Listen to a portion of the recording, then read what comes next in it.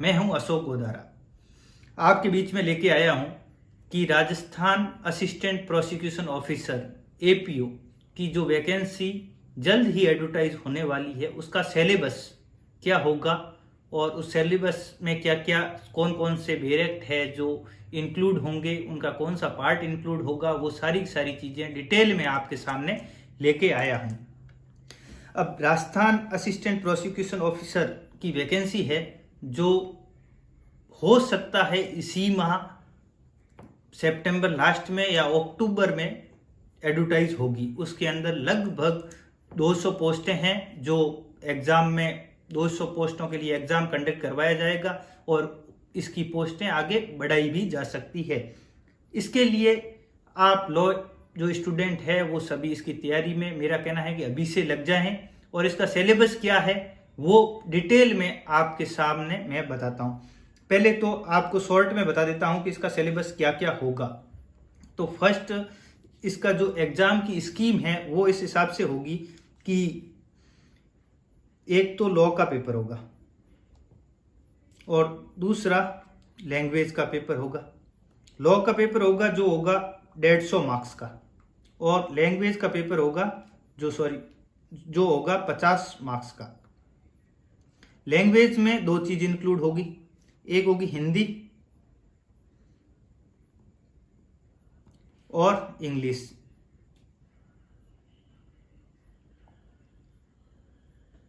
पच्चीस मार्क्स की हिंदी पूछी जाएगी और 25 मार्क्स की ही इंग्लिश पूछी जाएगी। और इस पेपर का मेन जो इस पेपर में काफ़ी स्टूडेंट है, जो इंटेलिजेंट स्टूडेंट है, जो तैयारी कर रहे हैं और लास्ट ईयर उनके साथ जो प्रॉब्लम हुई वो ये थी कि वो लॉ के अंदर तो 150 में से 145 146 तक नंबर ले आए, लेकिन हिंदी और इंग्लिश का पेपर है वो क्वालिफाई नहीं कर पाए।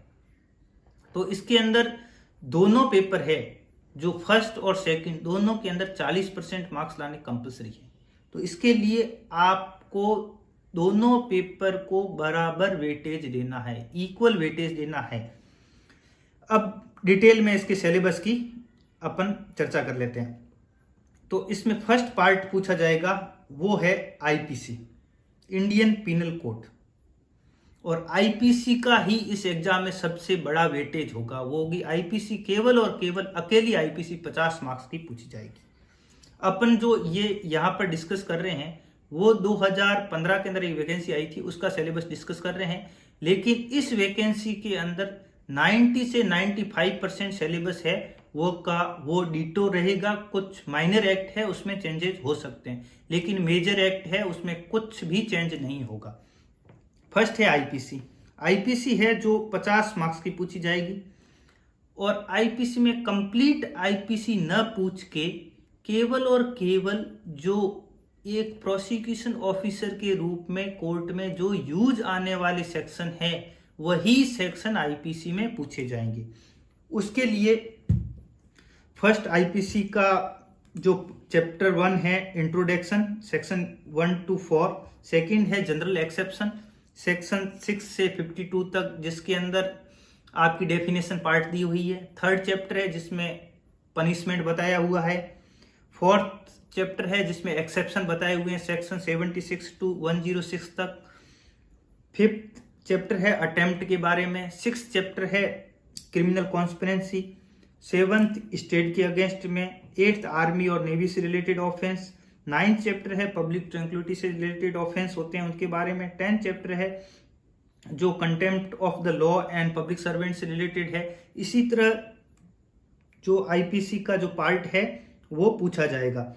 इसमें section 10th contempt of the law and authority of the public servant, section 172 to 190 तक पूछा जाएगा चैप्टर 10 में। फिर 11 नंबर चैप्टर है false evidence of offence against public justice. फिर offence related to coin and government stamp. फिर offence affecting to the public health safety से related जो चैप्टर है 268 से लेकर जो पब्लिक न्यूसेंस वाला चैप्टर है जो 294 तक वो पूछा जाएगा। उसके बाद जो चैप्टर है वो जो चैप्टर मतलब 15 है जो चैप्टर अपने सिलेबस में नहीं है। फिर चैप्टर 16, चैप्टर 17 अपने सिलेबस में, फिर 18, 19, 20 नहीं है। फिर केवल चैप्टर 20A है, वो सिलेबस में है। फिर चैप्टर 21, 22 और 23 इसी हिसाब से जो आईपीसी का सिलेबस है वो एपीयू के लिए है। फिर आता है सबसे आईपीसी के बाद सबसे मोस्ट इम्पोर्टेंट रोल जो एपीयू के एग्जाम में प्ले करेगी, वो है अपना सीआरपीसी और एविडेंस। सीआरपीसी और एविडेंस में भी जो आप मेरे वीडियो के अंदर चल रहा है इसका स्क्रीनशॉट ले लीजिए, जिसमें आपको सीआरपीसी और एविडेंस का भी फुल पार्ट पता चल जाएगा, जिसमें मैं आपको शॉर्ट में बता देता हूं कौन कौन से चैप्टर सीआरपीसी के हैं जो एपीयू के एग्जाम में पूछे जाएंगे। तो उनके लिए चैप्टर 1, 2, 3, 4, 5, 6, 7,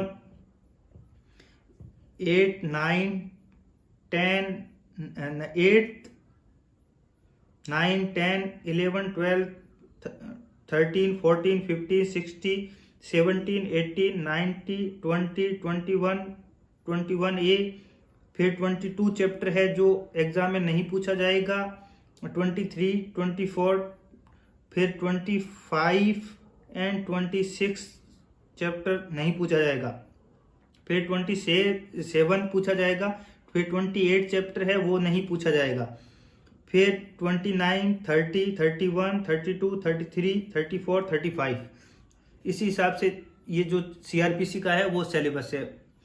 फिर आती है एविडेंस की बात। तो एविडेंस के अंदर भी जो कंप्लीट एविडेंस है वो ना पूछ के जो सिविल नेचर वाले जो प्रोविजन है वो एविडेंस के यहाँ पर इंक्लूड नहीं है। जो भी एपीयू का एग्जाम होगा उसके अंदर मेनली क्या है कि स्टेट की ओर से प्रोसिक्यूशन के लिए ऑफिसर नियुक्त किए जाते हैं, तो उनको केवल और केवल क्रिमिनल का नॉलेज होना जरूरी है। तो यहाँ पर जितने भी क्रिमिनल से रिलेटेड प्रोविजन है वो सारे प्रोविजन इस एग्जाम में पूछे जाएंगे। सिविल से रिलेटेड प्रोविजन है वो जो नहीं पूछे जाएंगे। इसी हिसाब से जो एविडेंस में जो सिविल से रिलेटेड जो प्रोविजन है वो एग्जाम में नहीं आएंगे। एविडेंस के अंदर कंटिन्यूली 78 तक तो कंटिन्यू पूछे जाएंगे, फिर 78 से लेके 88 तक सेक्शन है, 79 से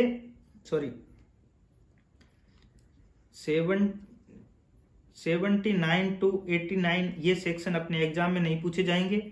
उसके बाद में फिर 115 से लेकर 117 तक का जो स्टोपल वाला चैप्टर है वो एग्जाम के सिलेबस में नहीं है, और उसके बाद के लगभग सारे सेक्शन हैं जो एग्जाम में पूछे जाएंगे। ये तो हो गया अपना 50 मार्क्स की तो हो गई आईपीसी, 50 मार्क्स का हो गया सीआरपीसी एंड एविडेंस, 100 मार्क्स तो यहाँ तक कंप्लीट हो गया। अब 50 मार्क्स के आएंगे माइनर। अब माइनर के अंदर कौन कौन से एक्ट है उसका मैं ब्रीफ में बताता हूँ। फर्स्ट है एनडीपीएस एक्ट, सेकंड है SC/ST एक्ट, थर्ड है आर्म्स एक्ट, फोर्थ है Indian Rajasthan excise act, fifth है essential commodity act, sixth PCPNDT, seven POCSO act, 8 dowry prohibition act, 9 Rajasthan public examination prevention of unfair means act 1992, 10th है indecent representation of women's act 1986, ये आपने RJS के अंदर पढ़ा होगा अभी। फिर है food safety and standards act 2006, ये एक्ट थोड़ा सा बड़ा एक्ट है। इसके बाद है Rajasthan bovine animal act 1995 act 1995। ये जो 12 एक्ट है वो 12 माइनर एक्ट है जो एग्जाम में पूछे जाएंगे। एक तो हो गया आईपीसी, फिर सीआरपीसी,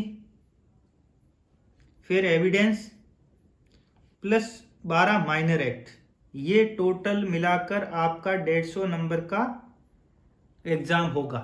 इसके साथ 50 नंबर की आएगी हिंदी और इंग्लिश। हिंदी 25 नंबर की आएगी। हिंदी के अंदर जो आरपीएससी के अंदर जनरल एग्जाम के अंदर जो हिंदी पूछी जाती है वो सारे के सारे चैप्टर इसमें इंक्लूड किए जाएंगे। जिसका मैं ब्रीफ में बता देता हूँ। शब्द रचना, संधि, संधि विच्छेद, समास, उपसर्ग, प्रत्यय, शब्द के प्रकार, तत्सम, तद्भव, देशज, विदेशी, संज्ञा, सर्वनाम, विशेषण, क्रिया, अवयव, क्रिया विशेषण, संबंधसूचक, सूचक, विस्मय बोधक। फिर आ जाएगा शब्द ज्ञान में प्रायवाचिक, विलोम शब्द, युगम शब्द, और फिर शब्द शुद्धि, फिर व्याकरणिक कोटियां, उसमें लिंग, वचन, पुरुष, काल, वृत्ति, पक्ष, फिर वाक्य रचना, वाक्य शुद्धि, विराम चिन्हों का प्रयोग, मुहावरे, लोकोक्तियां, फिर परिभाषाएं, शब्दावली, जो प्रशासनिक शब्दावली यूज होती है, जो एक प्रोसीजर में, जो एक अपने डे टू डे लाइफ में वो प्रशासनिक शब्दावली से रिलेटेड शब्द है, वो भी इस एग्जाम में पूछे जाते हैं। उसके बाद आ जाती है इंग्लिश लैंग्वेज की बात। लैंग्वेज भी, इंग्लिश लैंग्वेज है, उसका भी वेटेज 25 नंबर का रहेगा। उसमें टेंस हो गए, डिटर्मिनेंट्स हो गए, फ्रेजेस, वर्ब्स एंड इडियम्स हो गए, एक्टिव पैसिव हो गए, कोऑर्डिनेशन सबऑर्डिनेशन हो गए, डायरेक्ट इनडायरेक्ट, मॉडल, एक्सप्रेशन और कंडीशन, इस टाइप से, और फिर इंपॉर्टेंट लीगल टर्म्स। इस हिसाब से करके टोटल 200 मार्क्स का हमारा जो पेपर है वो बनता है। उसको अपन एक बार और ब्रीफ में आपको मैं बता देता हूँ। फर्स्ट चीज है कि आईपीसी, ये है 50 मार्क्स की। सीआरपीसी एंड एविडेंस, इनका वेटेज है 50 मार्क्स का। फिर 12 माइनर एक्ट है, इनका वेटेज है 50 मार्क्स का। फिर है लैंग्वेज, इसका वेटेज है 50 मार्क्स का। इसी हिसाब से 200 मार्क्स का टोटल हमारा पेपर बनेगा। और 200 पार्ट का जो पेपर होगा वो 2 पार्ट में, 2 पेपर में होगा। फर्स्ट लैंग्वेज का हमारा पेपर अलग होगा, फिर फर्स्ट लॉ का पेपर होगा, उसके बाद सेकंड है वो लैंग्वेज का पेपर होगा। और इसमें जो पर्सन, जो कैंडिडेट क्वालिफाई होंगे उनका इंटरव्यू होगा और उसके बाद में फाइनल सिलेक्शन होगा।